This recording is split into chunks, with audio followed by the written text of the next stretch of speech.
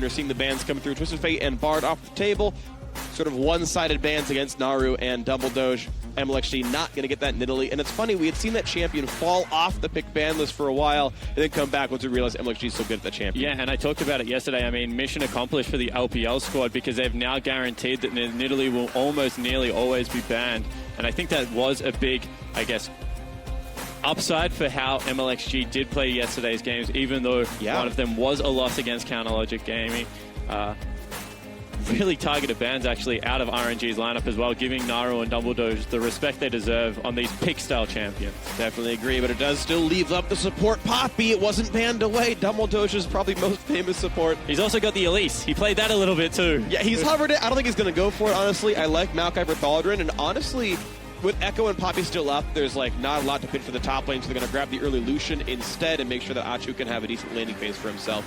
It says picking that has been locked in, though. That Maokai is there, and it's Royal's pick right now. Yeah, it certainly is. That's actually a really clever switch here from Supermassive, so showing that adaptability in the draft. I mean, we've already seen Stomaged play the likes of the Gragas and Elise, so he's definitely comfortable on these junglers, so they get pretty much the best top laner in my opinion, especially in a teamfight meta. Up there for Thaldrin, who has shown that he is a great teamfighter, very safe. Also a powerful AD carry for that 2v2 lane. And I just like the fact that Maokai does bring the reliable crowd control. If you TP in with an Echo, you still got to land the parallel convergence. You're going to outplay it. Poppy has to find the wall stun. You can flash that. But Maokai is guaranteed lockdown. And so I know you were talking in rehearsals about wanting to see a Lissandra come out from Naru at some point. And with a lot of targeted CC, you can find those pickoffs, and Supermassive can maybe break this game open a little bit. Yeah, it certainly can. And Lissandra, to me, has been a little bit underutilized because she does bring the best. She's a pushing 1-3-1. She doesn't really pressure turrets, but she will shove the lane quite hard and then can telefight and have immediate impact, which is something that you always have to look for in a mid laner that teleports into these team fights. Gangplanks, you know, Azirs, they have to have setup time to be able to get there. Lissandra arrives and delivers instantly. And especially, you consider the fact that Azir will have to run cleanse into the match if you can have a teleport advantage. Try to make plays elsewhere on the map, and just maybe Supermassive can find those edge cases. The Elise hover the Thresh as well, and looks like they are going for heavy pick potential. All of these are crowd control focused champions. To me, this screams Lissandra. Yeah, 100%. And I also think that now vision control becomes key for Supermassive. If they are able to make any area of this map dark, they can just set up for their style of gameplay. I mean, we've seen them unsuccessfully try and do it a couple of times against G2, but have pretty good early games with it. Powerful laners, as well as the potential to rotate into that pick. Absolutely agree. We haven't seen much of the Royal bot lane just yet. The Twitch is up and was considered sort of a counter to Lucian in lane, but it is always scary playing Twitch into a Thresh. If you can't dodge the hook, you're almost guaranteed to die. Mata the hovering is covered a Jace support, of course, that we saw in the Demacia Cup last year. Don't know if that one's going to come out again. I do, and I'm going to say no. No, yep, good, thank you. Yeah, that's going to be my guess on this one here. They do need to still pick themselves a top laner, and there is a Rumble hover, but no, Echo seems much, much more likely. Poppy's always a chance, but there's the lock in on Echo. And to make the final seconds choices, 2 to go. I think Twitch, though, is the pick here, and Woosh will play Twitch.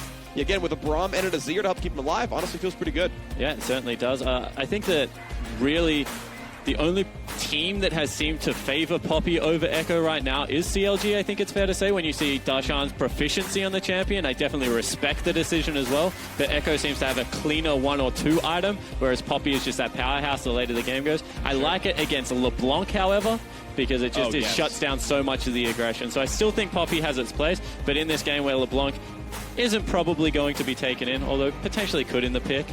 Yeah, we need a mid laner either way, and now it's the choice to go for. And we had thought about Lissandra a whole lot, but we haven't seen a lot of people really going for the counter picks in terms of playstyle. We see Assassin into Azir, but we haven't seen the Vel'Koz, we haven't seen the Varus just yet, but this hover is one of these champions we used to see against Azir to try to punish the matchup. And this is what Kobe was talking about. Where's the Varus, the Vel'Koz, where's the Cassiopeia into Ryze? Like, these champions we know are tried and true in the current meta and can perform.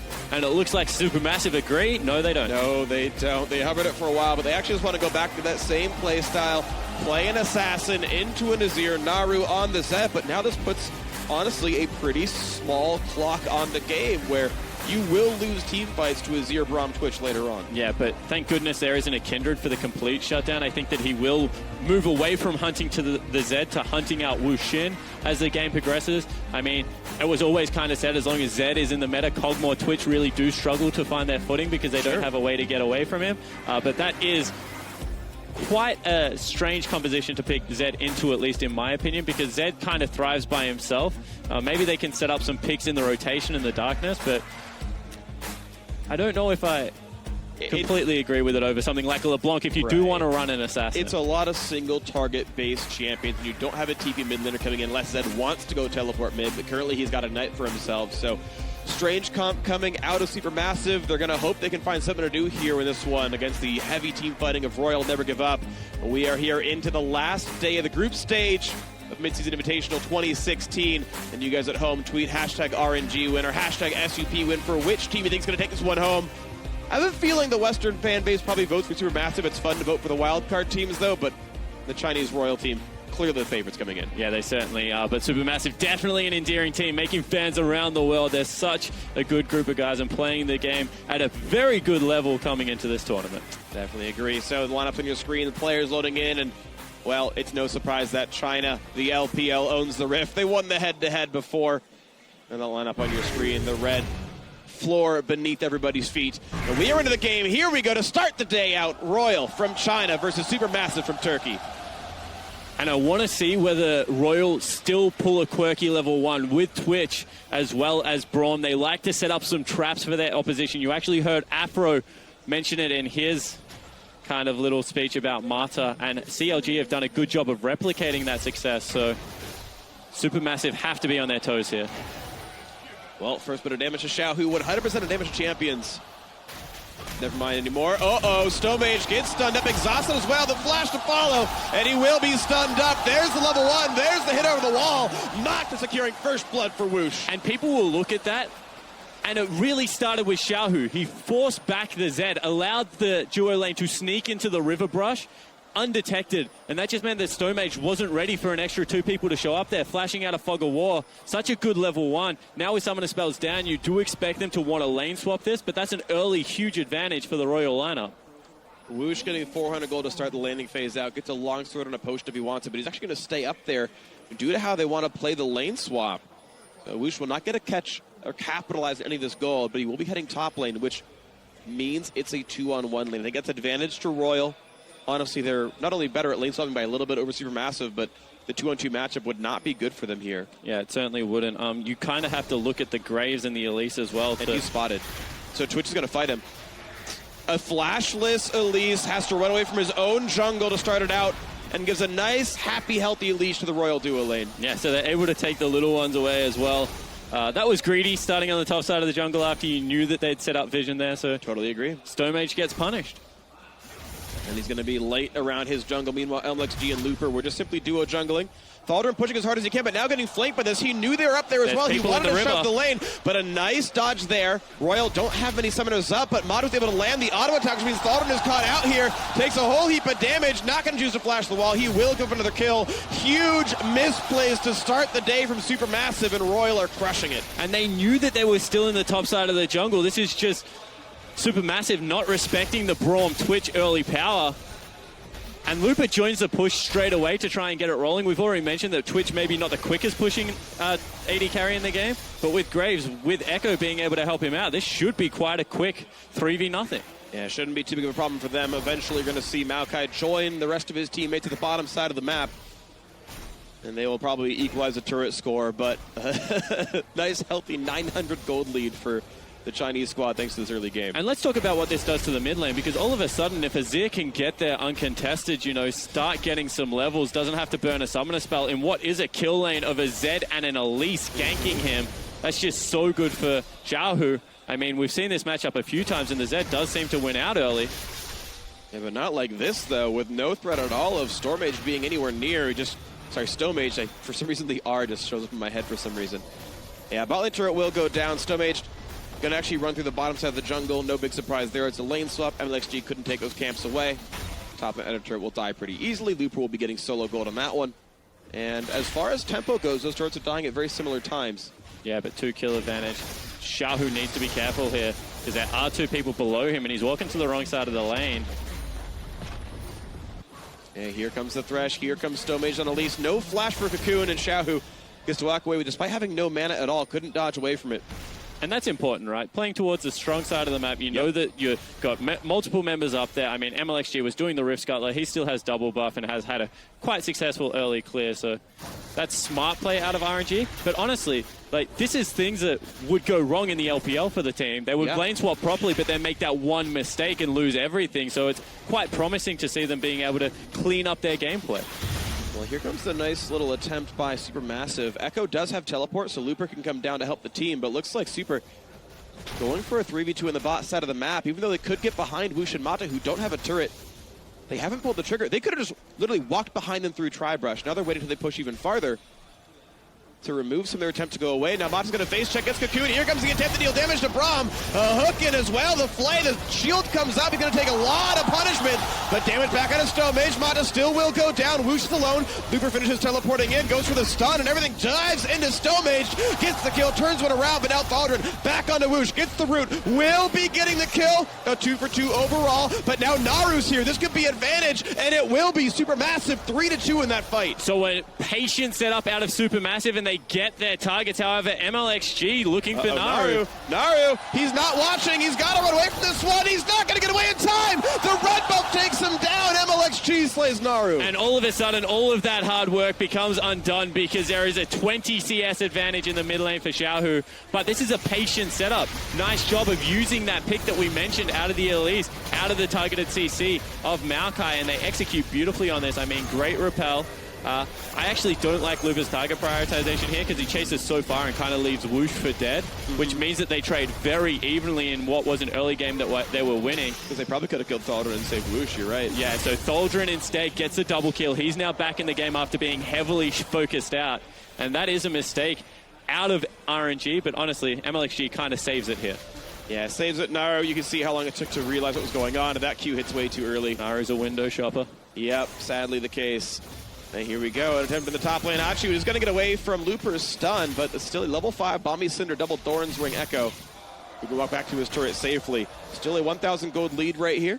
Oh, sorry, yeah, I'm watching the wrong side of it. It's the Sheen and the Ruby Crystal and Echo. I'm all kinds of terrible right now. Actually a really greedy build out of Echo because he's going with combat as stats here when he's going to be against not really all of that many people. Oh, Azir Kama comes in for Xiao, who wants Naru, who's forced to jump away, but he's flashless thanks to MLXG's gank earlier, and he will be going down. Another kill picked up by the Chinese jungler. And this is dangerous because you need a snowball Zed mid lane. Maybe Stone Mage needs to get there and give a little bit more focus, but Xiaohu's kind of having his way with Naru right now. They're going to actually even trade out a mid lane turret, which is hugely... Oh, that's just so not good for Supermassive. It's a lot of bad things at the very least for them. They were able to pressure the top side. The Twitch solo push by Woosh only really has attack speed, so won't be killing that turret very fast, so it should be a turret trade at the very least. Top lane will be going down, and Thaldrin will accept the experience here.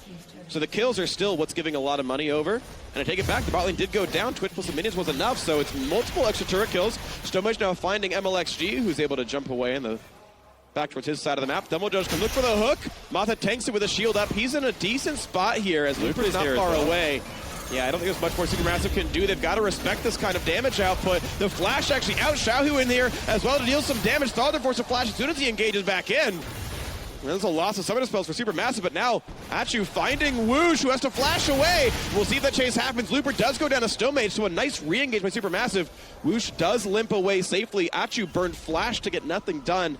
He could have just let him go. Yeah, he certainly could have, and he probably should have because he has a BF sword. He just regained control of that lane. He can freeze up nicely for a couple of waves, maybe try and deny the Twitch or Looper respectively. So he's pushing instead, which surprised me a bit. I don't think he's anything to push for.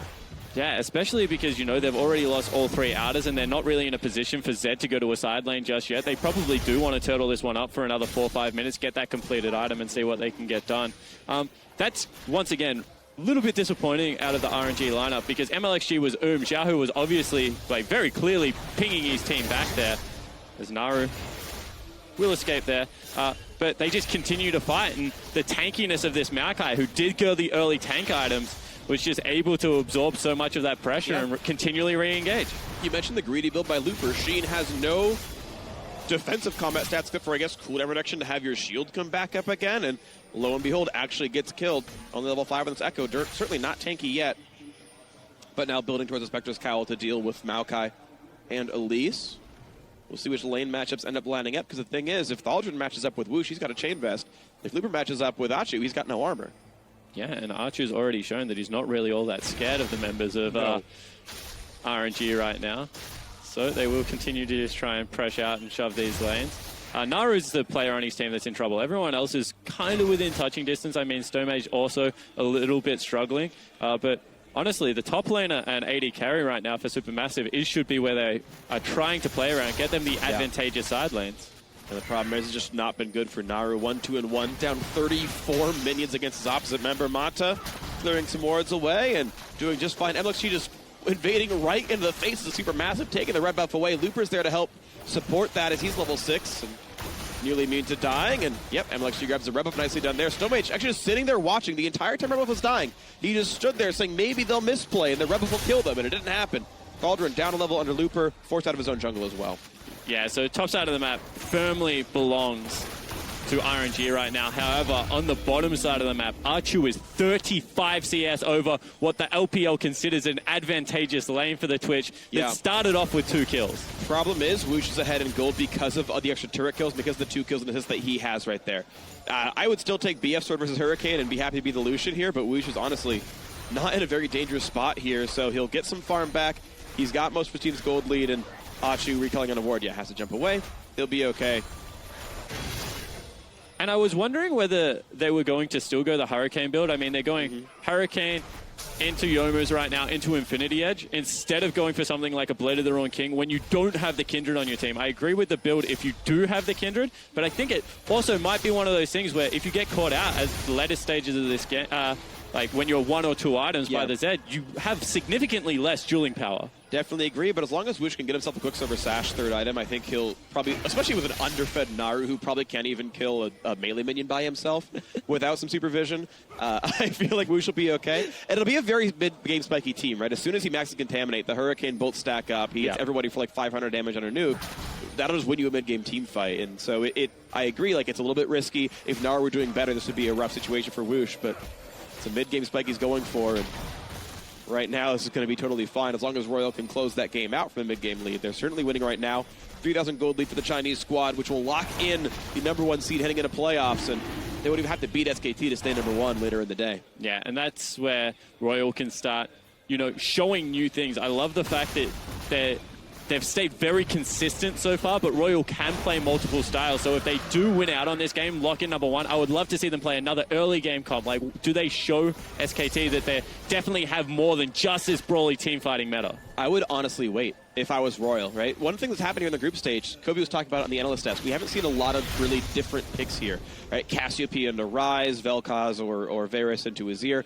At this point, a team like Royal should just save those picks for playoffs. And if they play SKT or they play CLT or whomever in the semifinals, say, oh, by the way, you think we're going to pick LeBlanc here. Just kidding, entirely different composition. You weren't ready for this. And at this point, strategically, that would be the sort of outlook I'd be looking for. But either way, we're looking pretty far into the future. And right now, it's about Royal just playing a reasonably clean game. Some mistakes, certainly, that Supermassive capitalized on, but a game that they are winning. I like the fact that they slowed it down, right? They opened up the map early. That would be in the advantage of the pick comp, especially now that they've wrestled control of their own jungle back. I mean, props to Supermassive right now. They've got the defensive line of wards through the middle of their jungle. That means they can start to push up. So, honestly, RNG, wow. Well, looking in onto Woosh, exhausted and reminded to keep himself alive, and Achu has to force a flash away. Stomage very, very low, and Double Doge will likely be the first one to be killed. And when she kites away, Mata gets the slay. Actually takes down a fellow support, and this late TP by Thaldron, just in the middle of the Royal lineup. He's forced to run, and now here comes Xiaohu. A great knockback takes down Stomage, and by the way, Achu still forced to run away. He will be going down. A double kill for Xiaohu, making the flank happen. That's a 4 for 0. Yeah, and that's why I was saying that right now, both teams should just be content to farm up, because if they ever do go aggressive here, Supermassive, they still are weaker, and Xiaohu just able to absolutely light up the backline. Great mistake by Supermassive. You mentioned the fact that they had wrestled control back of the top side jungle, not the bot side. They dove well past what was safe. Turns out all of RNG was there. Now we're seeing the attempted play there to take down Woosh. He nearly gets the damage, but it's not going to be enough. He ults the wrong target. Actually hit MLXG. Woosh lives with 100 health, and didn't need it. I actually think that was a little bit greedy. He thought he could make the play where you kill one target, jump to another to make your grand escape. Instead, he gets neither there, Naru. doesn't even ignite Freak to just secure that kill. Oh, so wow. That was honestly like, this is just one of those little mistakes. I mean, we saw Kickers make a similar one on the first day in the turret dive. When things are going wrong, they just really go wrong for you. And they really have. Now, a 5,000 gold lead already is huge at 14 minutes. Rift Herald's going to be an easy one as well for Royal Never Give Up. Chinese squad looking to lock in number 1. That's pretty likely here. Watch that fight again. There's no word because they have no idea how close everyone else is right here. So as soon as they're in, you can see that there's already a split. The teleport actually completes right here. Before Tholdren even starts his. Yeah, and that's just crazy. Then Tholdren actually completing out on his own teleport. That's a little bit, I'm going to say questionable. And Xiaohu just showing what the Emperor of Kurima can really do when in the hands of a master. Definitely an incredible player, Xiaohu, a great mid laner. It's nice to see him have a standout tournament. We haven't really seen him in international competition. A lot of times it's hard to watch Chinese League of Legends. People don't often know who the big Chinese stars are. And it's nice to see MLXG and Xiaohu really have huge breakout tournament. And consistent performances. I mean, the team that Xiaohu was on, Gamti, they really did wait for him. And he had some great performances against Masters 3 and Dade in particular, which people will be familiar with, so that kind of speaks to him. But MLXG was the same. They beat out EDG when he was on King, coming into the LPL, and then kind of flopped as EDG won out on MSI last year, so not performing to his skill cap either. So these young Chinese players, now with the leadership of Mata, they kind of call it the classroom environment, definitely showing that they can get it together consistently at the highest level. And something I really enjoy about high-tier League of Legends is it happens a lot with teams, but also with players, where you line up with the right team, the right player, and they start teaching you how to play the proper game, and you can be a great sort of matchmaking player, and then you join a competitive team, and you get the right tutelage, and you start skyrocketing to the performance. And so what happened with Royal Never Give Up, really. Most of these players, I should say 3/4 of these players, kind of not very notable. And look at what their champion pool was. I mean, MLXG was like a Lee Sin player. Like, Lee Sin Elise, he wanted to carry when it wasn't a carry meta. I mean, Xiaohu, he was a LeBlanc Z main when he was known by Angel Beat. So they very much were solo queue style players. And now they're playing control mages, like very stylistically meta-appropriate champions for MLXG, all patch long. So really does speak to the evolution that has come out. And you can see that they're just that step ahead right now, that little bit more classier and polished than what this supermassive team can bring. Yeah, definitely a pretty polished lineup here. Great collapse in the bot lane team fight earlier. Now 4 turrets to 2 in this scoreline here. And those 2 turrets were only even because of the lane swap game. They've really given Supermassive almost nothing to do here in this match. 7,000 the lead here. Xiaohu continued to just beat up on Naru. And look at the damage up in here. Has to force the death market. A perfect Emperor's Divide. Soldier's already there on the other half of it. Beautiful play by Xiaohu for the solo kill. Now stuck amidst a lot of enemy champions. A great hook comes out. And yes, that will be executed. Stomaged gets one back. Actually an advantage to Supermassive because of a shutdown gold, but still looked way classier from Xiaohu. And honestly, that's one of those times where you can accept that Xiaohu went for the play, but maybe a little bit unnecessary. The rest of the lanes aren't pushed up. They don't get any advantage from 4 people collapsing mid lane. So actually props to this Supermassive lineup, because you can see that Naru really doesn't have any chance in a 1v1 team fight, but 3 members rotate quicker than their counterparts for Supermassive. And you can see that they really are starting to get that team play rolling on the international level. Oh, nearly got away from the hook. He nearly lived. Although I think Tholdren would have caught him at the backside. And they're the 2 players that I really want to talk about right now. Tholdren, who had a really sloppy early game. He's back within touching distance, 2-3-2, maybe a couple of mistakes. Archu, he's still up 20 CS. He's doing really well in this lane swap situation. So there are individual standout players right now for Supermassive for people to be able to look towards. It's just that their mid lane and jungle fell so far behind because of an early, I guess, greedy path out of Stomage after already giving up first blood that just set the tempo of this entire game. Yeah. To talk about Supermassive a little bit, since it'll be probably the last game I get to cast them this tournament. Still a better team than people had expected. Honestly, coming in here, they were a real threat. They took down Counter Logic Gaming, which was a great win by them. They've had a number of close matches. Okay, yes, they're outmatched right here, but you were seeing them keep many of these teams very close throughout the early and mid game. There were definitely some winnable matches for these guys. If they can't close one out, they are guaranteed 6th place, as G2 owns the head-to-head tiebreaker, so they can't get out of 6th, even if they win later on in today. Supermassive still, I think, doing better than Turkey did at last year's MSI.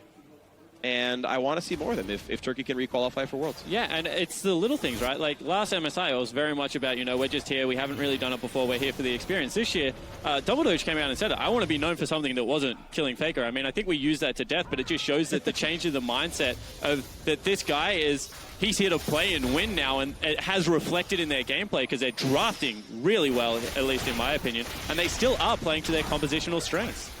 Definitely are, but now you're seeing some strengths come out of Whoosh. A lot of damage down to Double Doge, force a flash away. Nice shield by Mata, blocks the culling, and he's going to be all right with that. But 7,500 gold lead now, Royal. Really not taking any major damage, just pushing again, looking for the next turret to kill. They've stacked 2 dragons already. Baron's up in 25, and maybe they find another assassination. And look, Royal did the hard work against CLG as well and threw it all away. So pressure's now on. Like, we know that they can get early gold advantages. We know they're talented individual players. We want to see more of the discipline, more of that refined style that we saw against SKT the first time this team played them, and the ability to not go for the over-aggressive plays and respect your opponent. And they gave respect right there. They run away and don't get caught out by Double Doge's Lantern gank thanks to the Elise.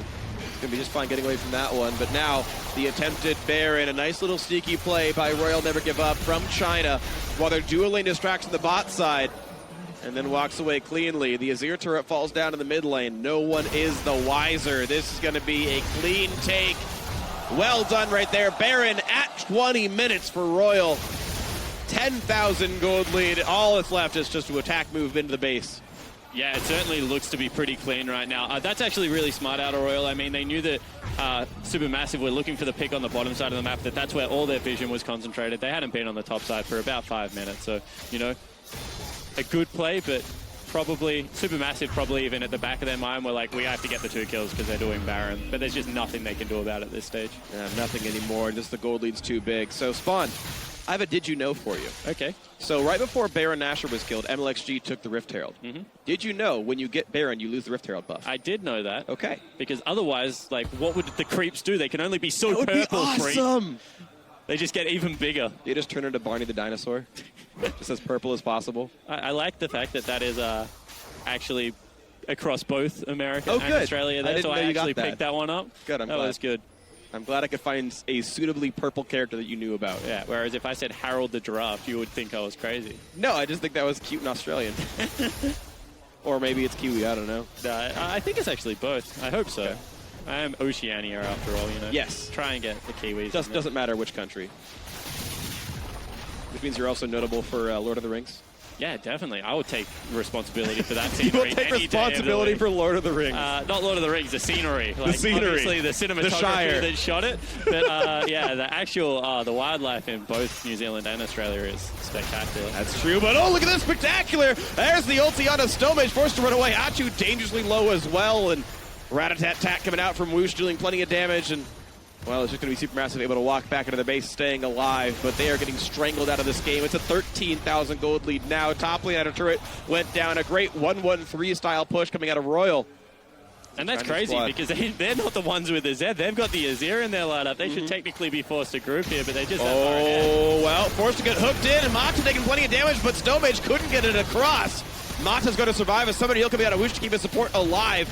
Only one death for the Braum, and now into the mid lane they go with no thresh to stop them. Thought in the front lines, but Looper is tanky, happy to walk forward. They land the stun, the tree is going to go down, and everyone's going to hear him in the forest. Now the inhibitor will fall next. No one to really stop them. Oh no, actually they're going to give up a little bit of control, but a few more attacks should do it. MLXG will take it down. Looper TP's back in, and now it is a 5 versus 3.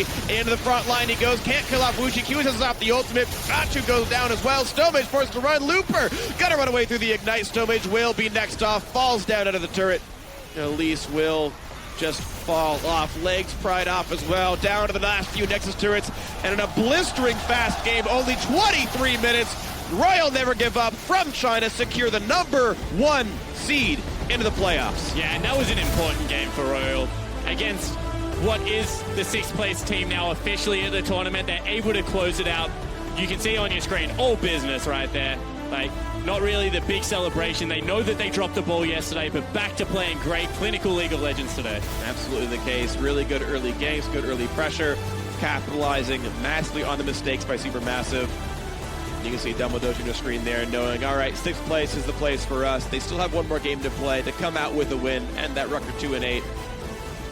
And Royal, of course, will have one final game against SK Telecom T1 from Korea, which could be a preview of their semifinal matchup, actually. And honestly, Royal owning that 2-0 feels like a good confidence boost coming in. And more importantly, like, MSI, EDG versus SKT, I mean, the start of the rivalry was already there, and then RNG taking out SKT, the favorites, that is well and truly a rivalry. Like, if people think that that game is just going to be a throwaway game, I really would question it, because RNG are a proud team. I mean, this is an organization that's been to 2 World Finals. Yeah. They lost to SKT in one of them. They do not want to give that team anything. I mean, honestly, yeah, China, since last year's Mid-Season Invitational, okay, they won that, but ever since then was basically laughed at. Only one team made out of groups of the World Championship. LGD continued to do really badly at IEM San Jose. Then, you know, we saw them just continue to do really poorly throughout the various international tournaments we did have ever since Worlds. And now back here, China once again back on top. The question is, can they keep this form? Yeah, right? and that's always been